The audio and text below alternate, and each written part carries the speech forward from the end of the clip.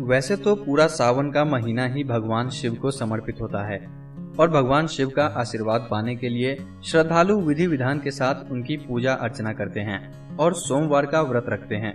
लेकिन सावन के महीने में हरियाली तीज व्रत की भी बहुत महिमा है।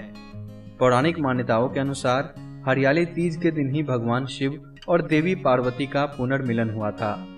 हरियाली तीज हमारे देश में सुहागिनों के प्रमुख त्योहारों में से एक है। हरियाली तीज व्रत इस बार 11 अगस्त बुधवार को पड़ रहा है। मान्यता है कि इस दिन भगवान शिव और माता पार्वती की पूजा करने से और व्रत रखने से अखंड सौभाग्य का वर मिलता है। घर में सुख शांति और समृद्धि आती है। सावन में पड़ने के कारण इस व्रत को श्रावणी तीज भी कहा जाता है।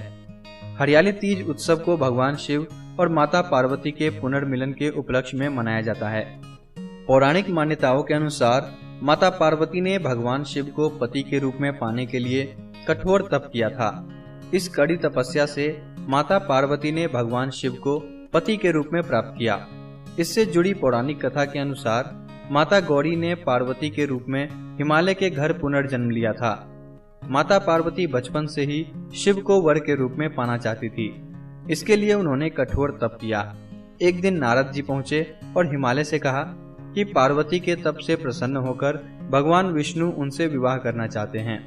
यह सुन हिमालय बहुत प्रसन्न हुए।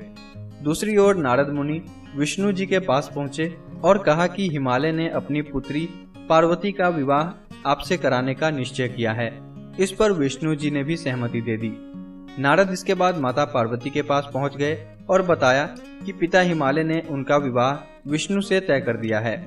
यह सुन पार्वती बहुत निराश हुई और पिता से नजरें बचाकर सखियों के साथ एक एकांत स्थान पर चली गई और सुनसान जंगल में पहुंचकर माता पार्वती ने एक बार फिर तप शुरू किया। उन्होंने रेत से शिवलिंग का निर्माण किया और उपवास करते हुए पूजन शुरू किया।